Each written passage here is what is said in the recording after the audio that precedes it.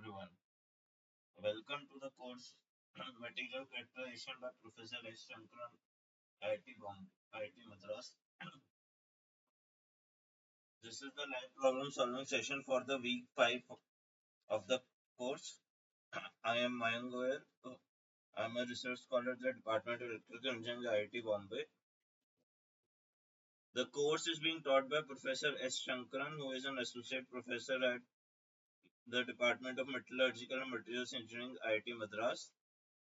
The course plan for the week 5 is instrumental details and image formation of SCM. And this problem solving session is happening every Sunday 6 p.m. to 8 p.m. So I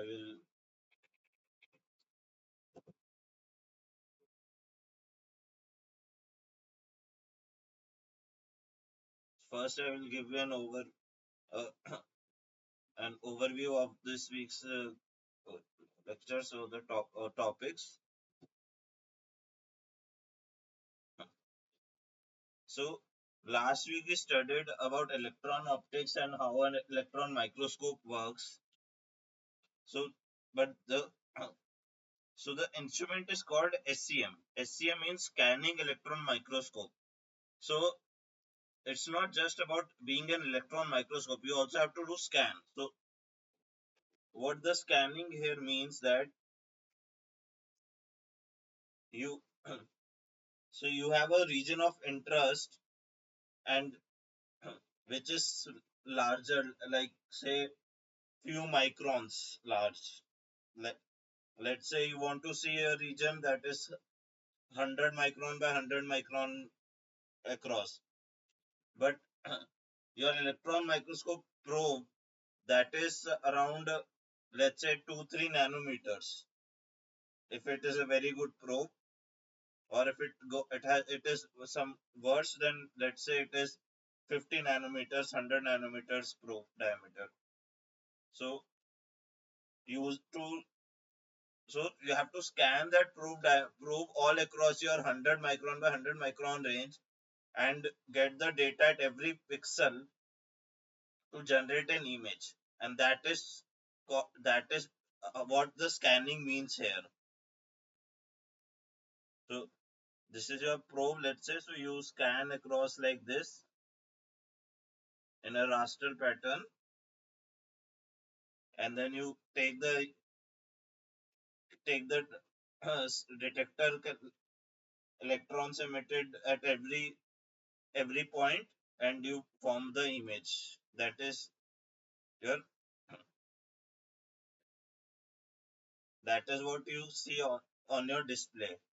So so in an optical microscope, the, and the image is collected at the same time from every pixel. But in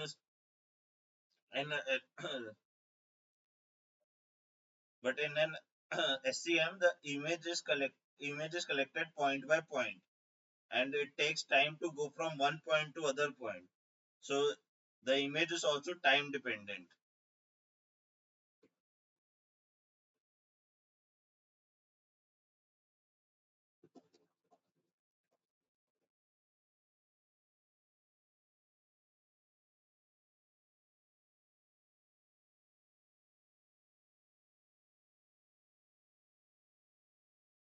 So let's talk about optimizing resolution.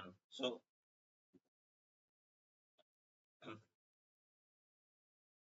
there are three levels of optimization of resolution. One is your condenser strength, which which is used to control the probe diameter. Next would be a aperture size, which will use how much light to collect and how much to ignore. Next will be your working distance, which will control your angle of beam angle.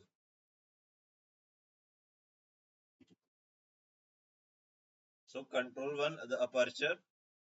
So here you are trading current with aberration. So the aperture is filtering the beam, and it is blocking the outer rays and only allowing the central rays to go. And how this helps is that it helps in blocking the spherical aberration rays, because spherical aberration is caused by outer rays. But the trade-off here is that uh, if you have a smaller aperture, you will reduce the aberration, but you will also lose a lot of beam current. So you will get a lower signal. So the signal to noise ratio will be lower. So you will have a more grainier image. The next control, if working distance. So if you have a lower working distance, your angle would be steeper, and it will you will have higher, because of that you will have higher resolution, and it will also and you will also have a shallower deep depth of focus.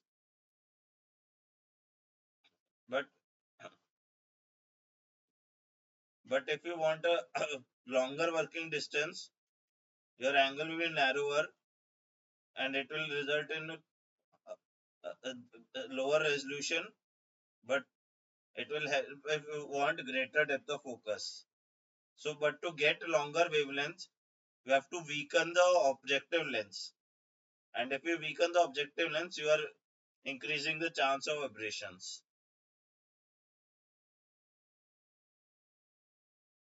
Next would be condenser lenses. So this also we studied last time also. So if you have a weaker condenser, your condenser working, your all of the condenser light will go into your aperture and result in a larger beam current, but also a larger specimen specimen disk, probe disk, which means lower resolution. But if you go for stronger field, your your outcoming rays will start diverging before reaching aperture, and therefore only few of the few of the beams will go through the aperture, and they will result in a smaller smaller probe diameter, but also very much less current. So it will shrink the spot size, but it will also restrict flow of electrons, which means it will reduce the signal. So the theoretical minimum probe size can be given by the Gaussian relation, which is dg equals to square root of 4 ip by beta pi square alpha square, where ip is your probe current, alpha square is your convergence angle, and beta is your brightness, which is dependent on your source voltage.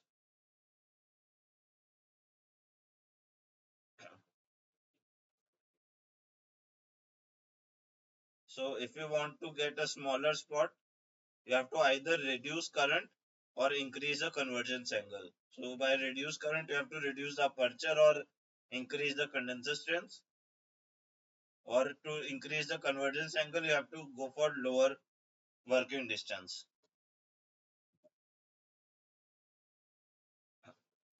Now, but this is the theoretical minimum. This is the Gaussian beam diameter that we will get. Along with that, there will be defects such as spherical aberration, which will result in some probe diameter. Then there will be diffraction patterns that will be occurring due to from the different elements of your column. Then there will be chromatic aberration, and all of them mixed will give you your real probe diameter. So real probe diameter will be square root of all these.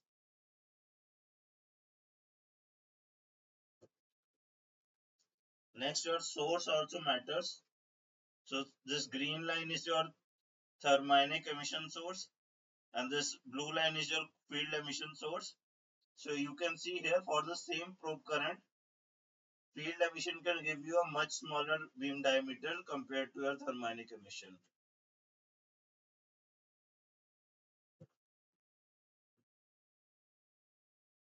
Next, your collision. So when you so when your electron will collide your sample, so there will be primarily three ways it will get distributed.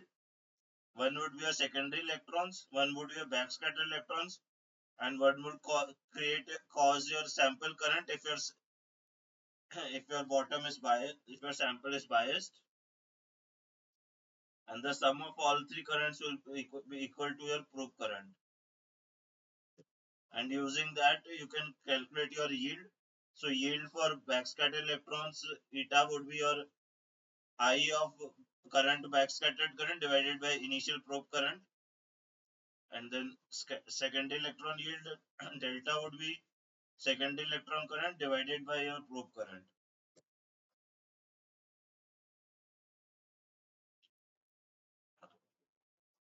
Then you have your then when the probe current hits your sample, so it will penetrate inside your sample to a certain depth from where your backscatter electrons will emerge, and this region is called your interaction volume.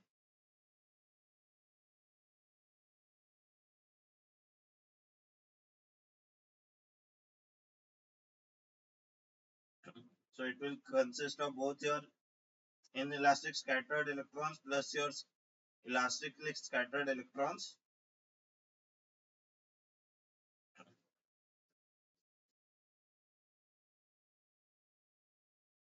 And your interaction volume will depend primarily on two things. One is your beam energy.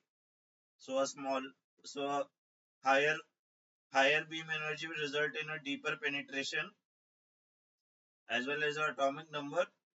So going higher atomic number will result in shallower penetration, whereas for lower atomic number there will be deeper penetration.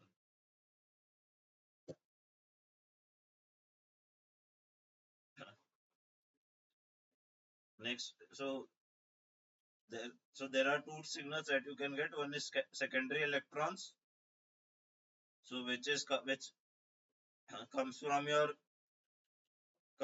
your surface, and the yield depends on slopes and edges. So on the slopes and edges, slopes and topper edges, you get higher yield, whereas on crevices you get lower yield, and this creates a 3D lighting effect, as you can see in this image.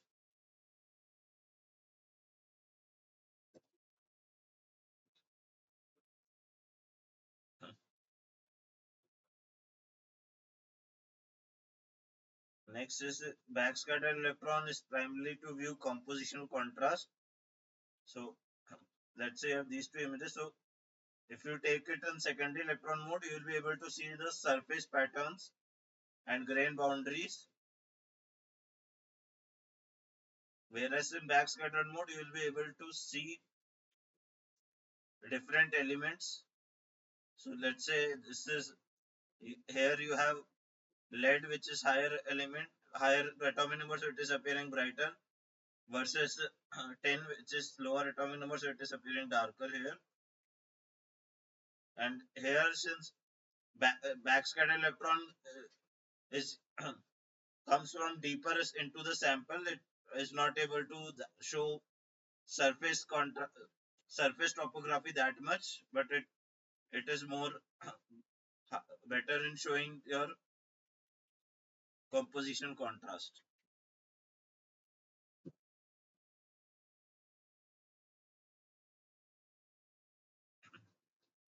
So you would prefer, so if you want to increase the signal strength, you want to increase the beam energy, but that is always not better, because if you go for a very high beam energy, you will result in a very high penetration interaction volume. And if you increase your interaction volume, then you are increasing your number of second SE2 and SE3 electrons. So SE1 electrons are electrons with that come directly from hit when your probe electrons hit your sample, whereas SE2 electrons come when your backscatter electrons hit your sample atoms. So from within the sample, your backscatter electrons will emerge and they will hit the sample and they will result in secondary electrons. Whereas SE3, that is called SE2 electrons. Then there are SE3 electrons which come from your chamber region. So so your backscatter electrons will hit your chamber walls also, and there also you will get secondary electrons coming. That will result in loss of your surface signal.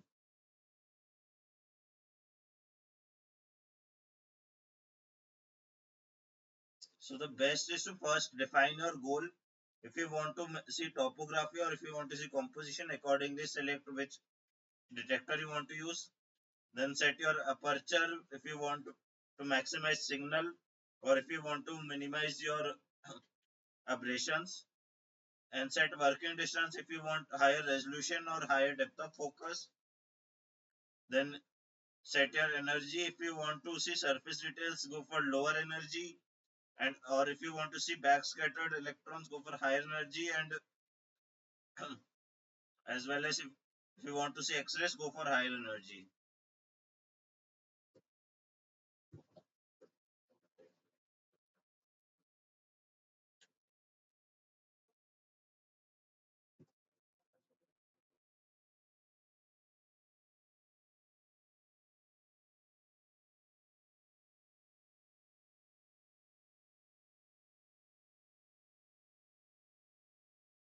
So your probe size is nanometer, but the interaction volume that it creates is in microns.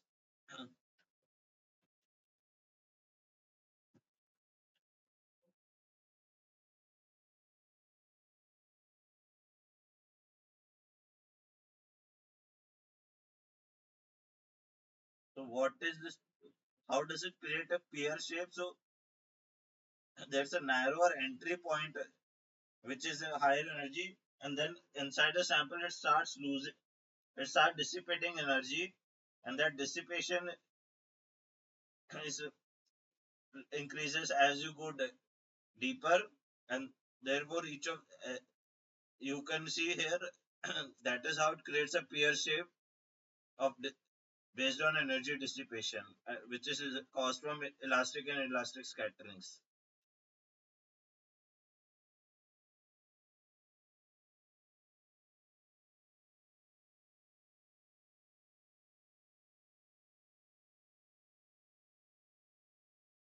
So for surface detail, lower energy, and for bulk information, higher energy.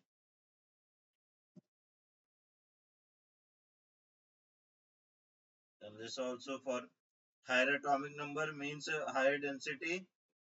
Higher density will cause much faster dissipation of much more inelastic scattering, and so your interaction volume will be smaller.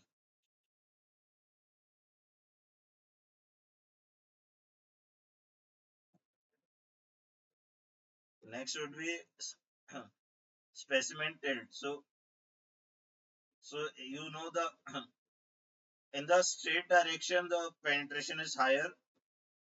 So if your sample is sitting perfectly still, no tilt, then the beam will go deeper into the sample.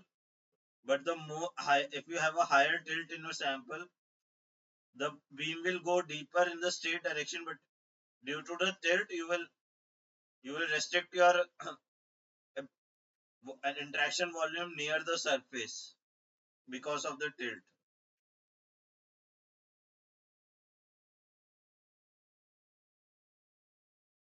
So more of your energy will be nearer to the surface.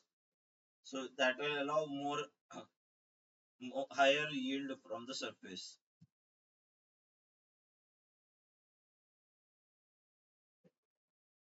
This is how an SEM looks like. So here on the top is your electron source or electron gun where you generate your beam. Then inside this column you have all your electromagnetic lenses to focus the beam on your sample. Then here you have your specimen chamber where your sample is sitting. Then these are your different types of detectors. Here you can see on the sides multiple detectors are there which are attached to your chamber and they collect your signals. So you can see it has an EDS attachment also, EDS detector also, and then you have your computer where you can visualize, you can see the images that are generated. Then inside your sample chamber, you have your stage where your sample is kept, and this stage is has at least 5 degrees of freedom, so it can do X, Y, Z. It can move in all three directions as well as it can do rotation theta, and as it can also do tilt.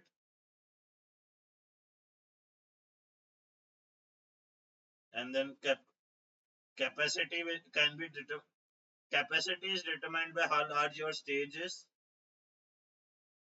and in this chamber generally sits in high vacuum, that is 10 per minus 4 to 10 per minus 5 pascals.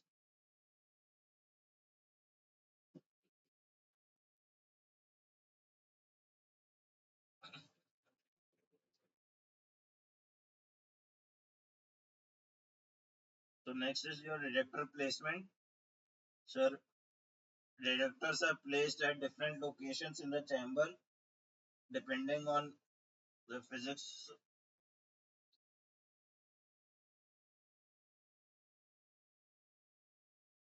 So your backscattered electron is next to your is around your column, and it detects a line of sight high energy electrons, whereas your secondary electron sits near the side and it has a bias case to attract the low energy electrons towards itself.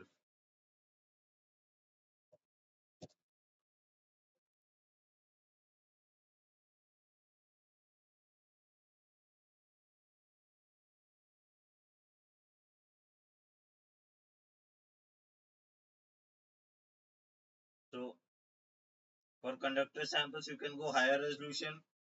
For non-conductor samples, you prefer a low vacuum region so that there are less surface charging. And for biological or wet samples, you want an environmental chamber like uh, water cell or something that where you can keep your sample.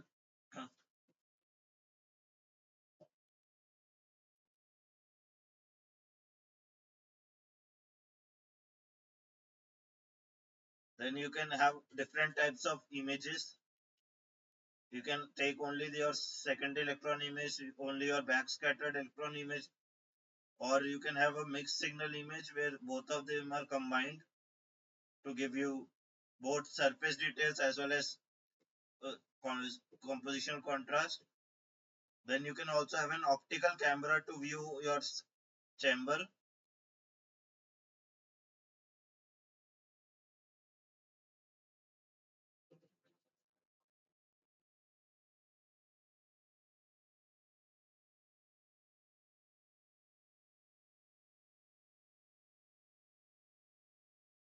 This you know what secondary electrons are used for and what backscatter electrons are used for.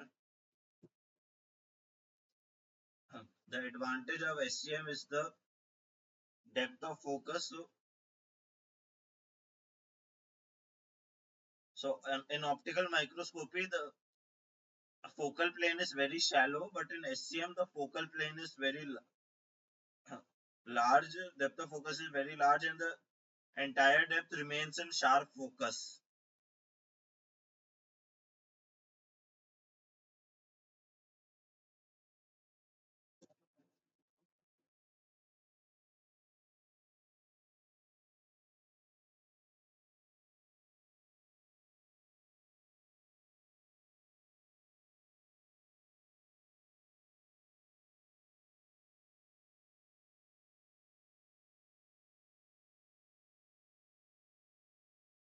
So I just like I told you, in optical microscopy it's direct projection. So the entirety of the illuminated sample gets projected onto your into your eye or onto the camera at once. But SCM is not a direct projection. It maps your sample in time. So it is a time resolved reconstruction. So it scans across your sample and it reconstructs the image.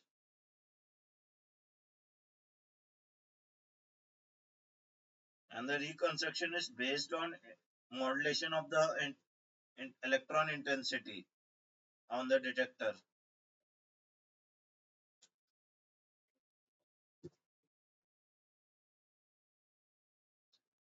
So how it works is it has a scan coil. The what scan coil has changes the scan coils are made of multiple electromagnetic coils, and by changing their relative magnetic field, you can you can move the deflect the electrons beam, and using that you can scan the surface in a raster way like this, and then the and the this deflection is known to your dis, display, and that recreates the image accordingly.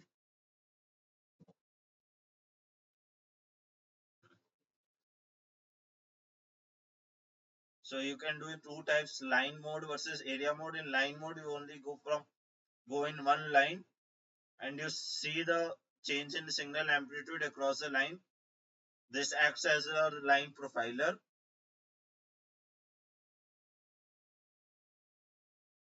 Whereas you can do area scan, which is used for topological imaging across. So it takes the n cross n area and gives you an image.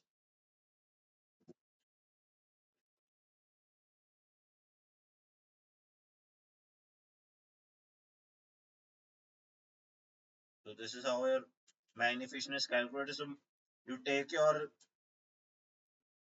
so whatever the size, whatever the region you are scanning, the display is constant. So the total magnification would be the size of your image on your display divided by the size of the image that you have probed here.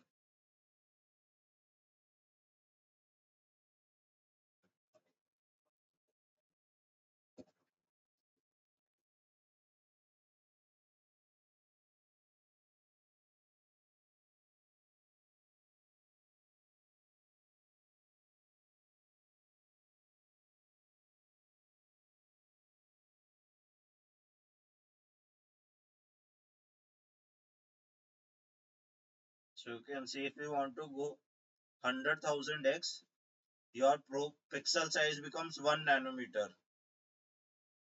So if you want to image 1 nanometer, you have to your signal local signal should be very localized, and your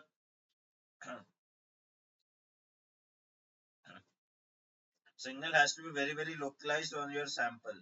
So you want a very sharp probe si- uh, probe size and very good optics to very good scan coils to make sure that you you are able to move the coils at that resolution, move your beam at that resolution.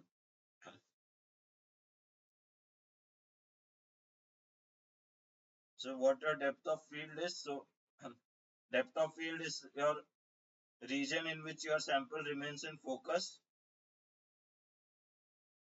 So it is known as the vertical distance where beam broadening is less than 1 pixel.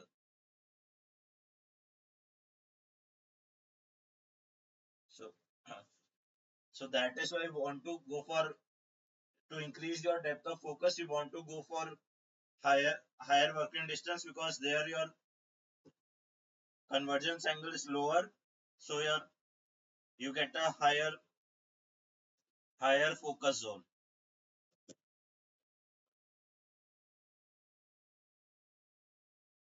So it is given as d is zero point 0.2 divided by alpha into m, where alpha is your convergence angle and aperture angle, and m is your magnification.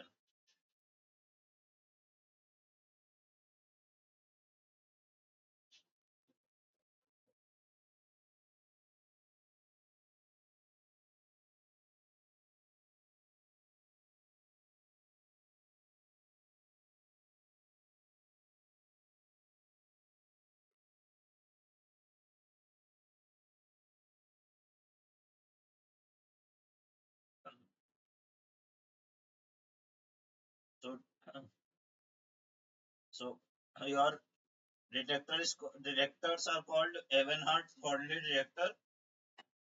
So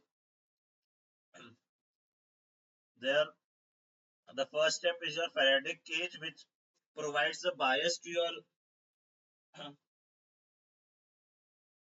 bias to your provides a bias to attract electrons, and it and the bias is used to filter out secondary electrons and backscattered electrons accordingly. From there, they go into a scintillator.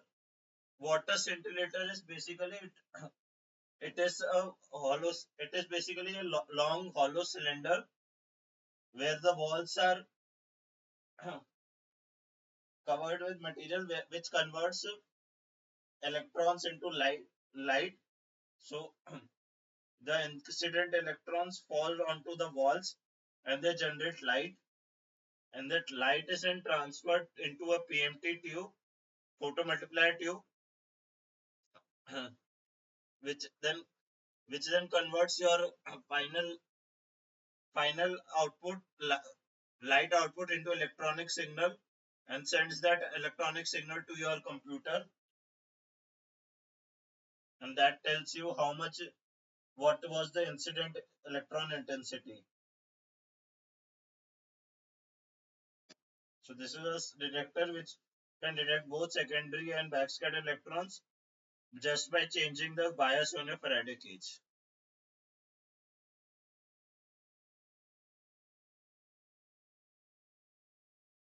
So if your Faraday cage has negative bias, it will it won't allow secondary electrons inside. It will only allow backscattered electrons. So it isolates the backscattered electrons. Whereas a positive bias will allow both secondary and backscattered electrons. So it will it will give you a mixed signal.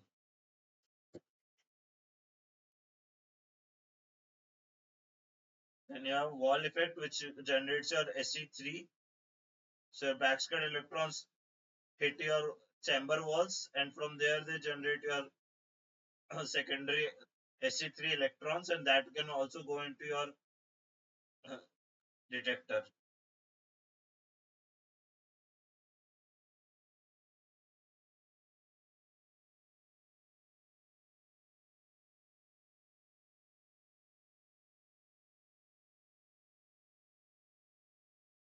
So the contrast depends on numbers, three components. Number, which is your quantity of electrons leaving the surface. So the more number of electrons means a brighter pixel. Then a trajectory. There's a part taken after leaving the specimen. So that is line of sight versus field attracted. So if your detector is just above your sample, then it will it will take in line of sight electrons, whereas if it is on the side, it will take in your field attracted electrons. Then there will be the energy. So your high back electrons are higher energy, and your secondary electrons are lower energy. So accordingly, enter the they will be able to enter the detector.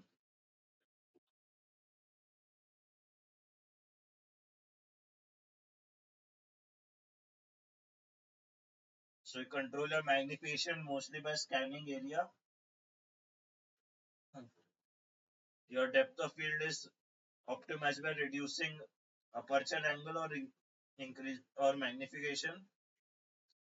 Your signal selection is dependent on the bias on the Faraday cage of the detector,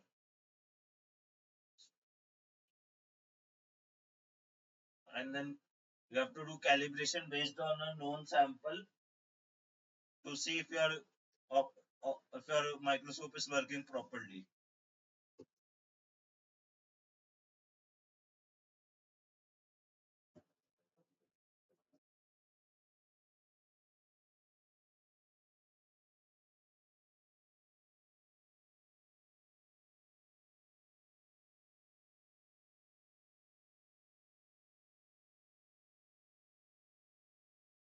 So if you have two samples which are identical, then there won't be any difference in the yield of backscattered electrons or secondary electrons. Whereas if they're of different atomic numbers, then your yield of backscattered every secondary electrons will be higher for higher atomic number. So you can see for silicon the yield is around 6.7%. So if you have one aluminum region and one silicon region, so their Z difference is only one, atomic number difference only one. So the contrast they give is around 6.7%. Whereas if you have aluminum versus gold, which are which have a huge difference in your atomic number, they will give you a 69% contrast.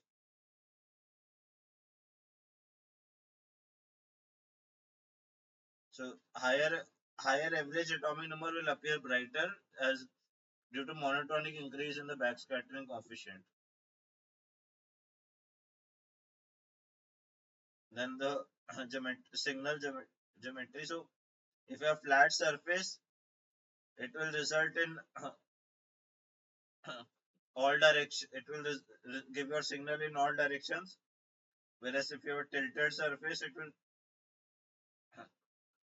result in more signal in one direction.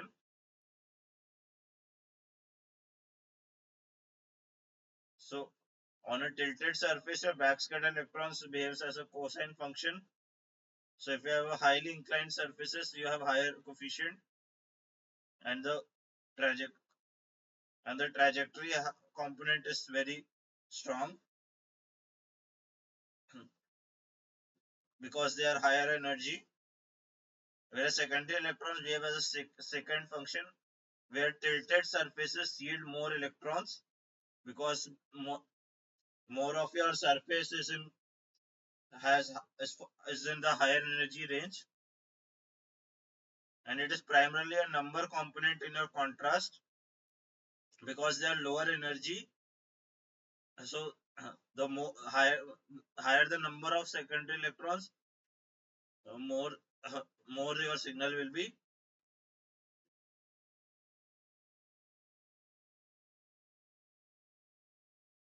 And the final image will depend on the exact mix of your backscatter electrons, secondary electrons detections.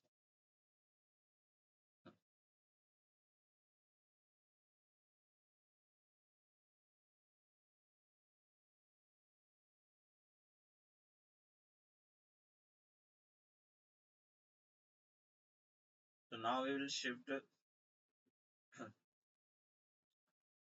So ionization process, what happens is when an high energy beam interacts with an atom, it displaces the atom that is it displaces an inertial atom, and that goes in as your secondary electron.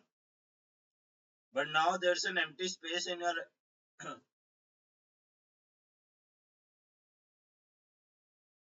so what do you want to me to explain?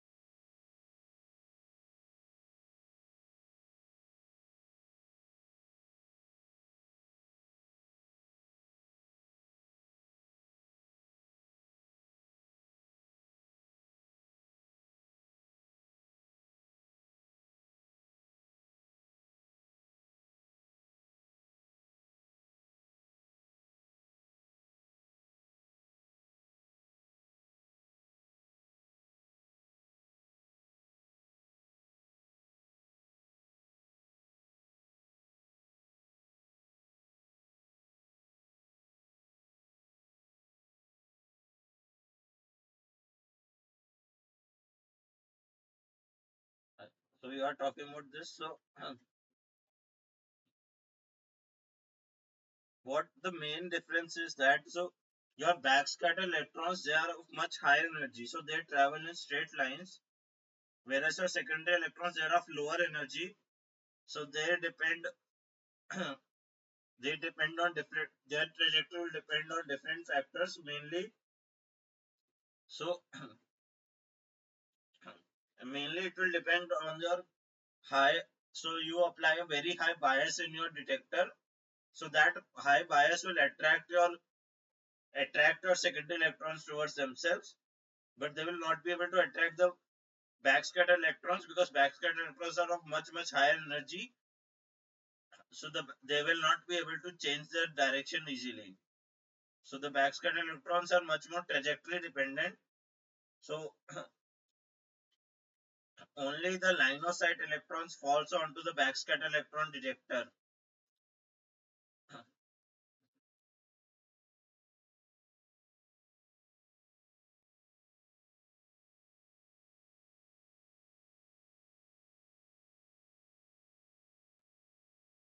So what happens is, once your once your atom from an inner shell goes out, there's a vacancy in your inner shell, and what happens is an atom from an outer shell goes into an inner shell, and that transition results in a K alpha characteristics of K alpha X-ray, and we know that K alpha X-rays are characteristic of your atomic number. So using by detecting the wavelength of this X-ray, we can know which what is the exact what is the exact material present in our sample. So nomenclature is that if an electron from L shell transitions to K shell, it is called K alpha X-ray. If it comes from M shell, it is called K beta X-ray.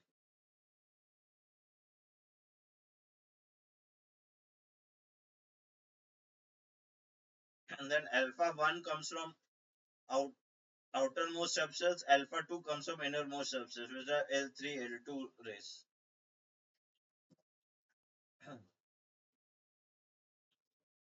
So for detection of this, we use EDS, which is energy dispersive spectroscopy. So it is a silicon lithium or detector. So the X-rays will enter your silicon region, and by photoelectric effect, they will generate electron hole pairs, which will then get drifted to your regions, different regions, and that will generate a signal. So one pair is one pair is generated for 3.8 electron volts. So a 6.4 kilo electron volt X-ray will produce around 17,000 electron hole pairs. So the process will be your electron hole pairs will result in your charge pulse, which are converted using converted to voltage using FET at the surfaces, and FET then they are amplified, and they output your digital signal.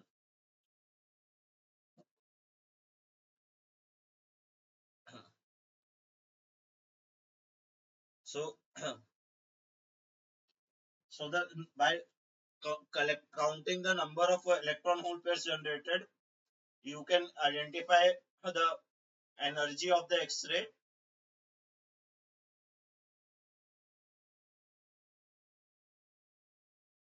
And since the X-ray energy is characteristic of your and X-ray energy is characteristic of your characteristic of each element, so you are able to identify which elements are present.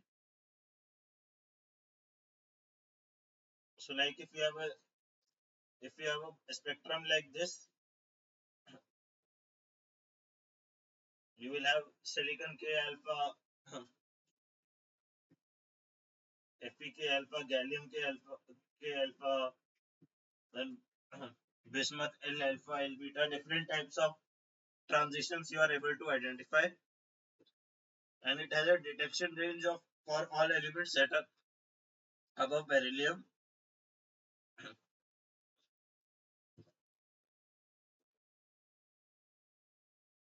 So, but there are constraints for EDS. So you want to keep it at low temperatures, like so use liquid nitrogen to prevent electron hole pair generation by thermal excitation, and you also want to prevent lithium atoms from diffusing under bias. You only want electron hole pairs to diffuse, and to reduce the noise in the FET to allow low energy detection. The artifacts, you will get a high background noise, which so background noise is in X-ray is called Bremsstrahlung, or or if you have a poor resolution, then several peaks will overlap on each other, which will make identification of elements difficult.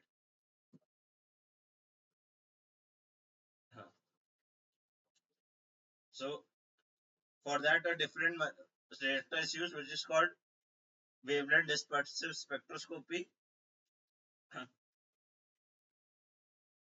So there, from the specimen, the electron goes to an analyzing crystal, and from there it goes. So from specimen it goes to an analyzing signal, and from the signal from the crystal goes to your counter, and this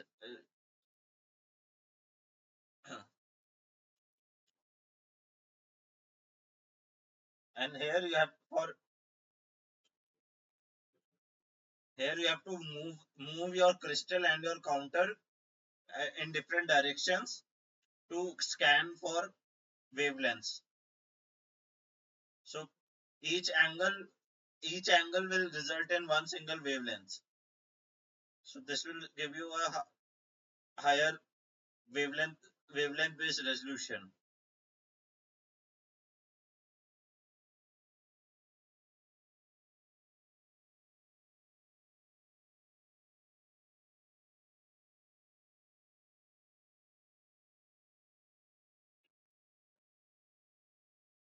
So this is based on a Bragg's law, where so your so let's say you use LIF crystal at a particular orientation 200. So it can cover energy range from 3.5 to 12.5 kilo electron volts. That would be 0.35 to 0.1 nanometers. And the then at different then the scanning range can be 15 to 65 degrees for the detector, and the and you have to physically move the detector to move the crystal as well as your detector in the same ratio, theta to theta ratio, to get your wavelength dispersion.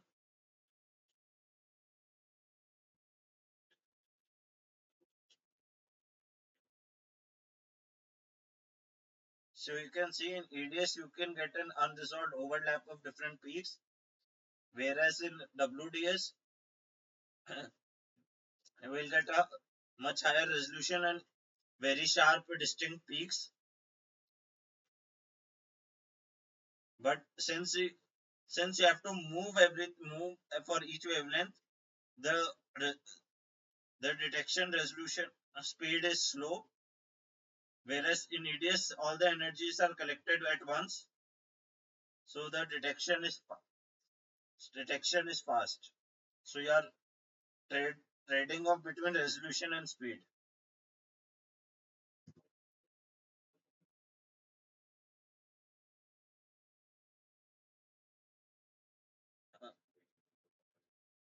So this is the capabilities of the four detectors that are there.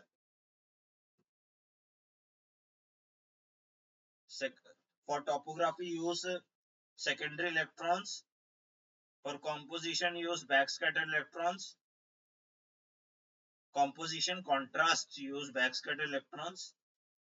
For general survey of number of different elements, use ADS, which have higher speed and much easier to use, and it can simultaneously detect all elements. And if you want to be very precise, you go for WDS, where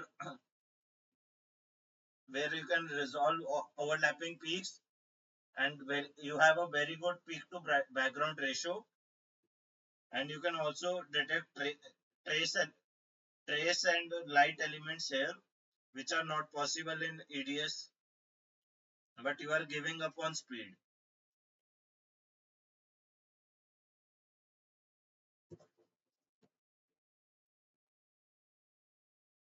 So now I will showing you some practice questions.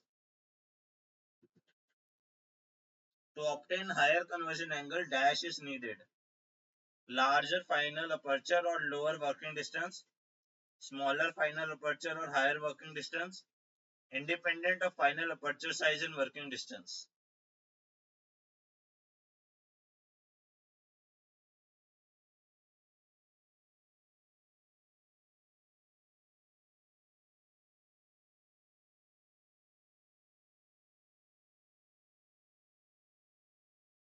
If you know the answer, you can speak or write in chat.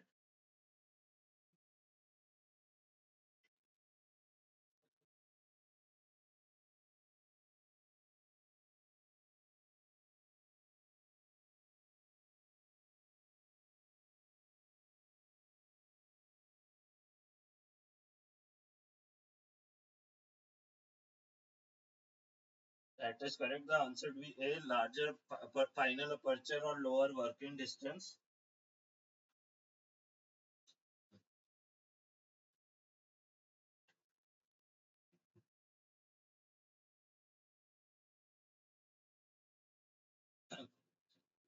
In SCM, keeping other parameters constant to produce better signal, probe size needs to be increased, decreased, be the same.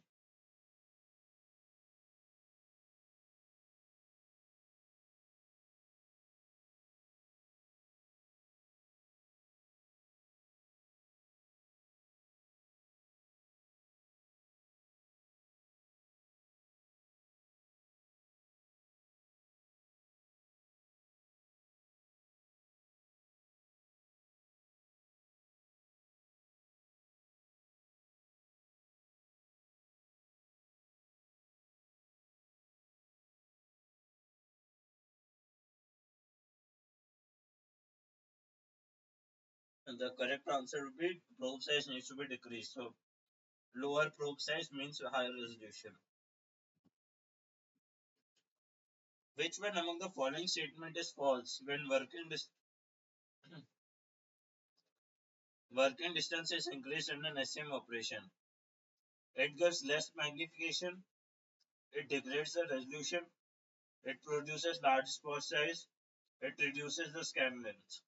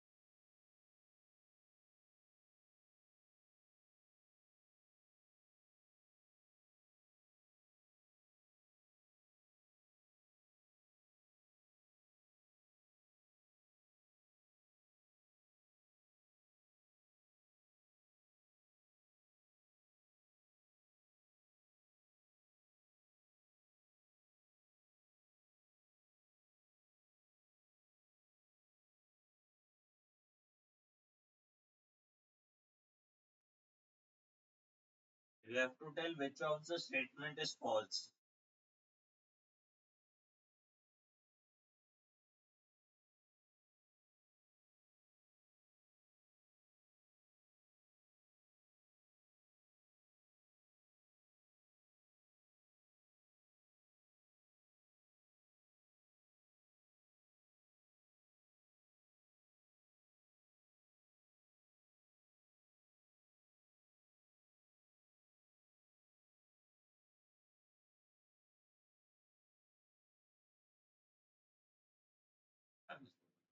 So the correct answer here is reduces the scan length. So if you increase the working distance, you will result in lower magnification, and you will also result in a larger probe size, which will degrade your resolution. So all three of these are valid if you increase your working distance. But since your working distance increases, the scan length will also increase. So reducing scan length is a false statement here. You have to tell which is the false statement.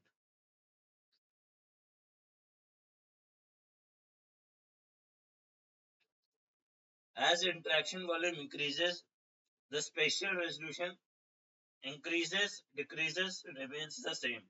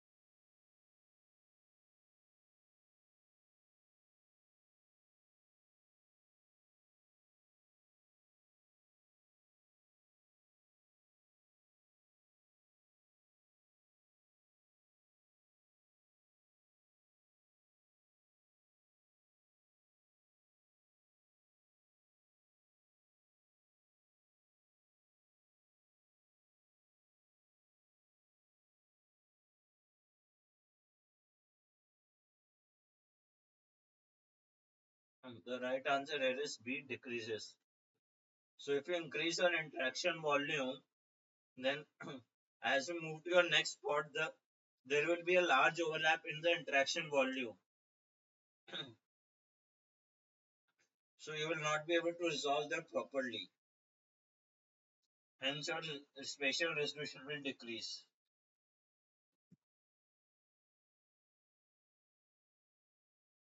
What information can be obtained from brighter regions in backscatter electron images? It indicates elements with lower atomic number. It indicates elements with higher atomic number. Does not give any information about elements.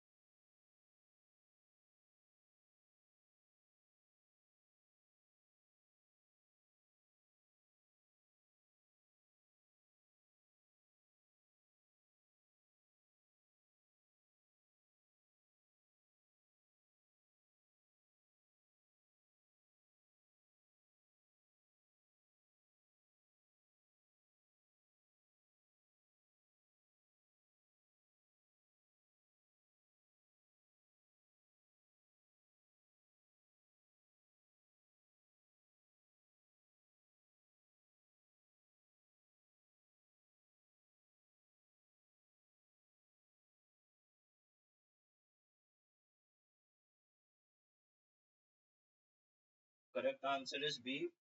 It indicates elements with higher atomic number. So in backscatter electron images, you will have low bright regions and dark regions. So the bright regions are coming from higher atomic number elements, and dark regions are coming from lower atomic number elements. Interaction volume increases when atomic number increase, density of material decrease, incident beam light decrease, increase in atomic beam electron beam energy.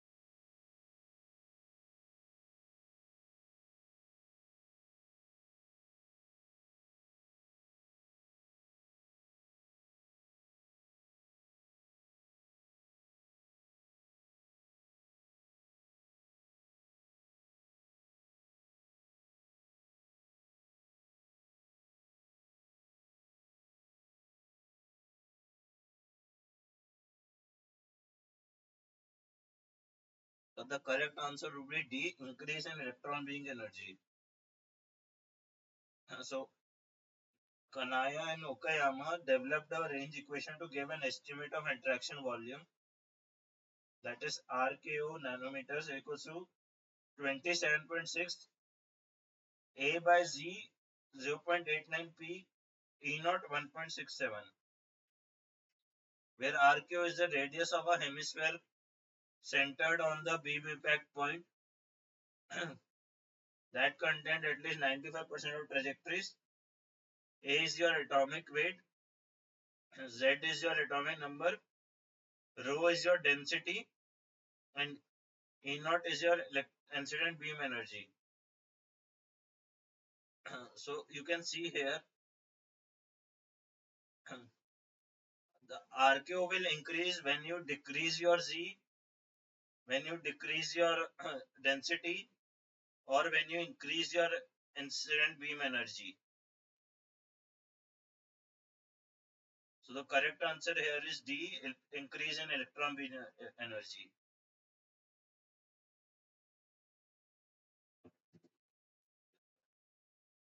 Suppose we have a material having two phases as shown in the figure below. We want to take an image of this material using scanning electron microscopy. We should use which type of signals to get maximum contrast? Secondary electron, backscatter electron, X-ray diffraction signal, phonon scattering.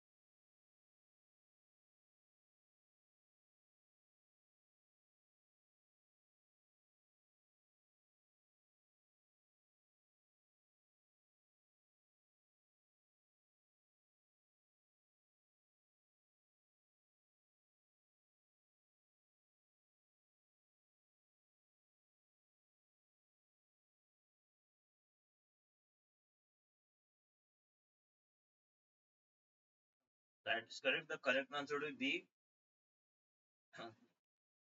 So backscatter electron will give a highest contrast due to atomic mass difference. So there due to different phases have slightly different densities. They will have different densities, so their elements are same. So X-ray diffraction signal won't work, and the surface topography will also be same. So secondary electron also won't work. Only backscatter electron will work.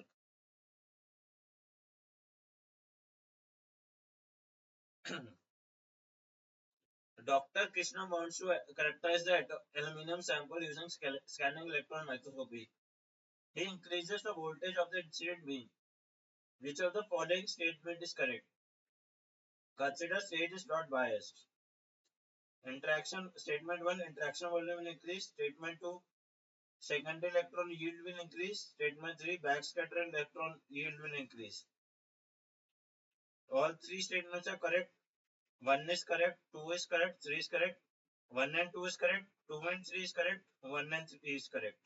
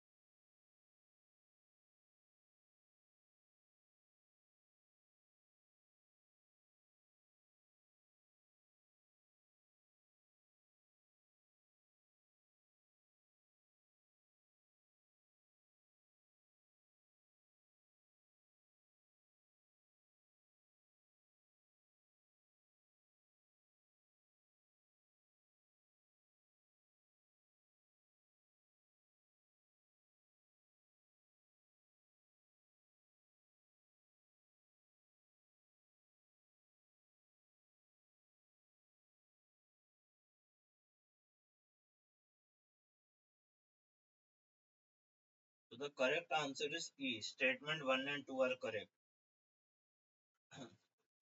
So if you increase your incident energy, your interaction volume will increase and your backscatter and your secondary electron yield will increase because of that. But it won't increase your say backscatter electron yield.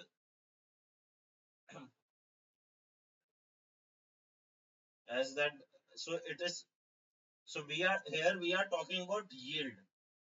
We are not talking about number of backscatter electrons. Yield is given by detected electrons divided by incident electrons. So that will remain the same for backscatter electrons, but the for the secondary electron yield will increase due to increase in the Sc2 and Sc3 electrons.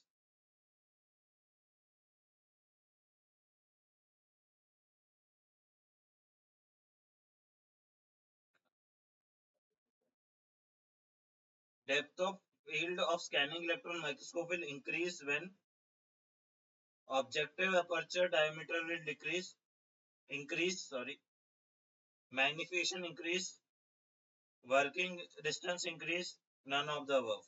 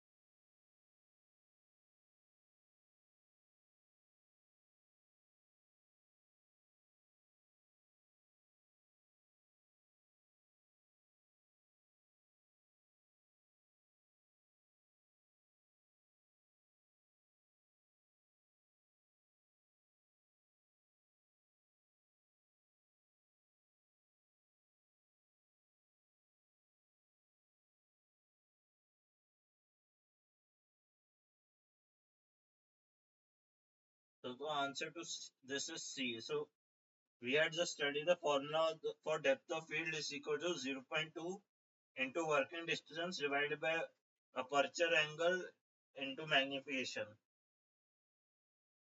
Aperture, aperture diameter by into magnification. So if you want to increase depth of it, you want to increase the working distance or decrease the magnification or decrease the objective aperture diameter. So only the C option here is correct.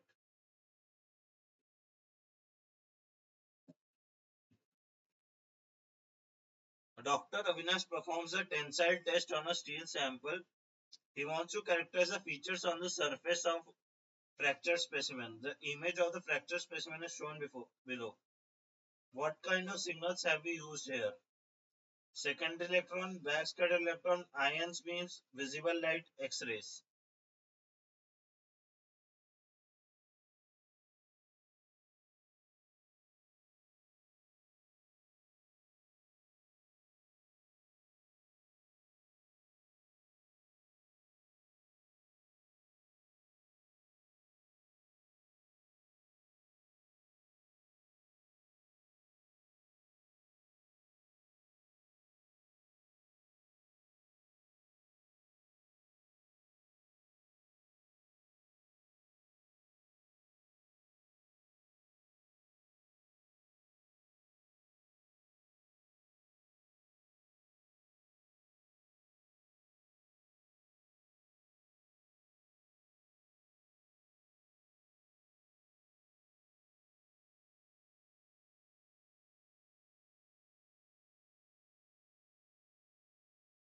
That is correct. The correct answer here is A.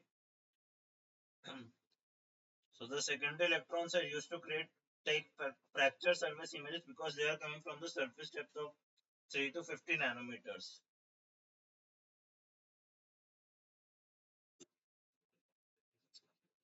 Dr. Avinash wants to characterize a silicon sample with SEM.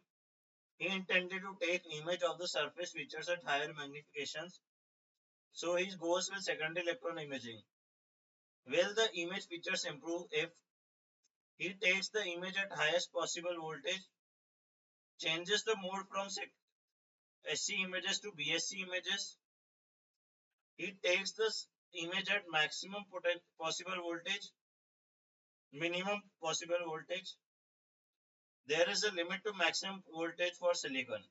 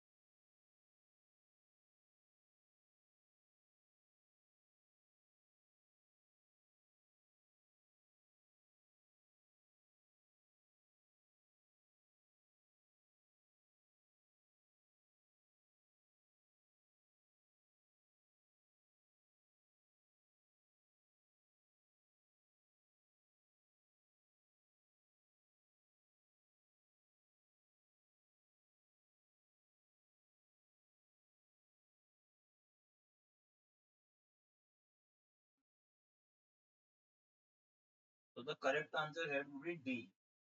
So, so silicon is not a conductive sample, it is semiconductor, so it's not highly conductive. So if you if you have very high voltage, you will see charging effect on the surface. So you don't want to increase the voltage, but you also don't want to go for the minimum possible voltage because there you will have very low signal and very grainy images. So the So the optimized voltage is somewhere in the between, and you obviously want to go for backscatter electron images because you want to see the surface.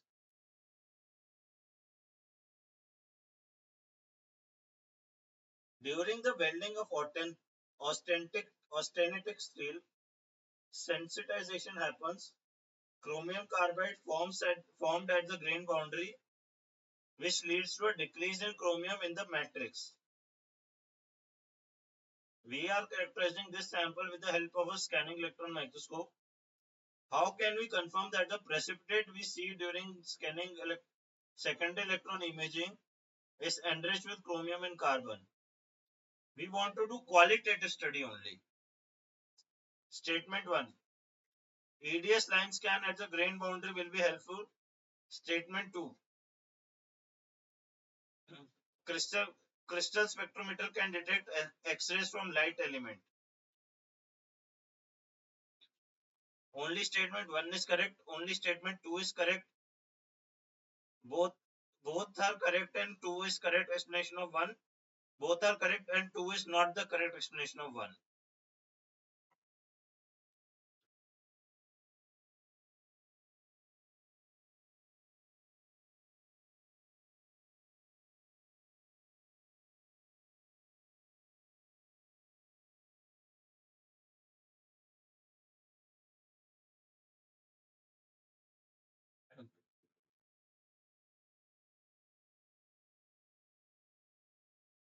So you have so here we have done welding in an austenitic steel specimen, and in this chromium carbide has formed on the grain boundaries, and this has led to a decrease in chromium in the matrix of the sample. So now we have done a secondary electron image, so that you see here. So this is the secondary electron image that we have got, and we want to identify that the precipitates that we are seeing, they are enriched with chromium and carbon.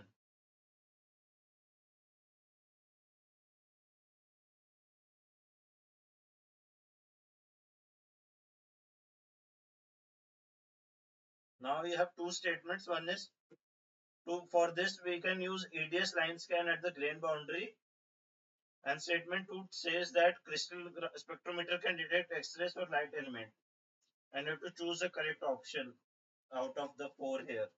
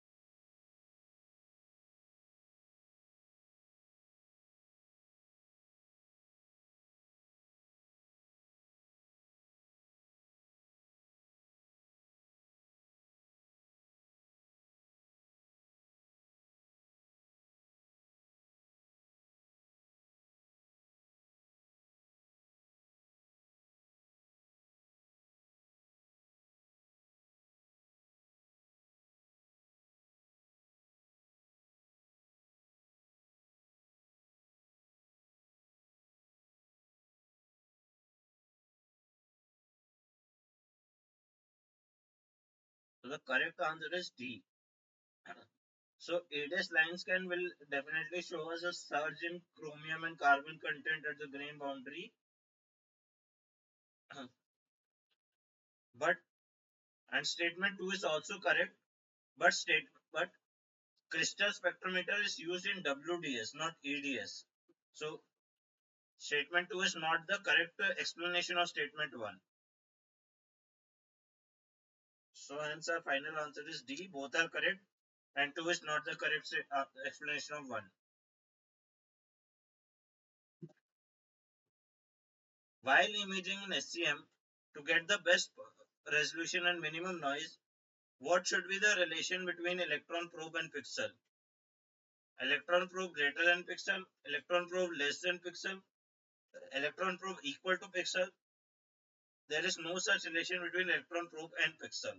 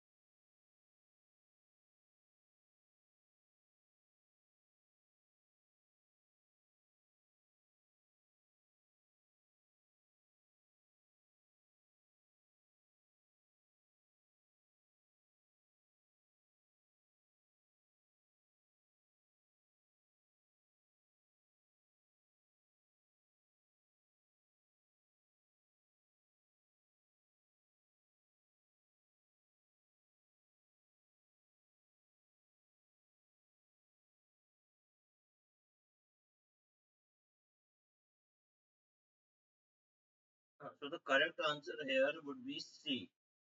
Electron probe equal to pixel. So if your electron probe is higher than the pixel, your noise will be less, but your resolution will be worse. If electron probe is lower than pixel, your resolution will be better, but your noise will be higher. So the best compromise is to have your electron probe equal to your pixel size.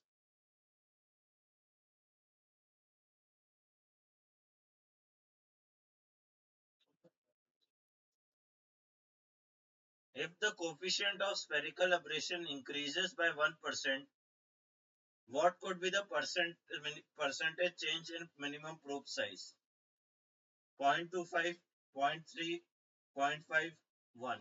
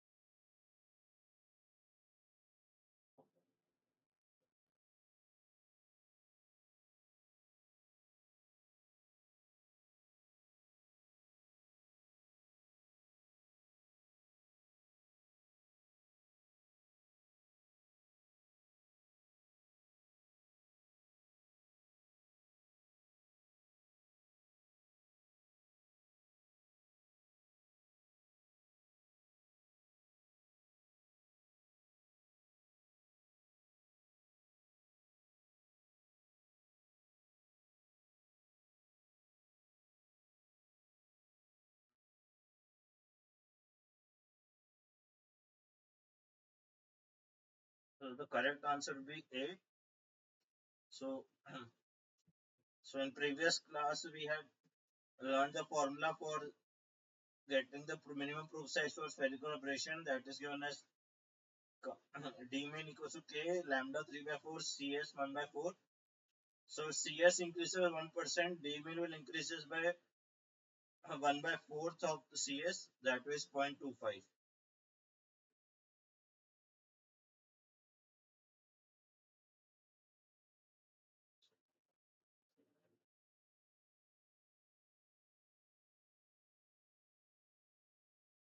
That are all the questions I had for today. Thank you for attending. If you have doubts, you can ask, or if you want, you can leave the chat.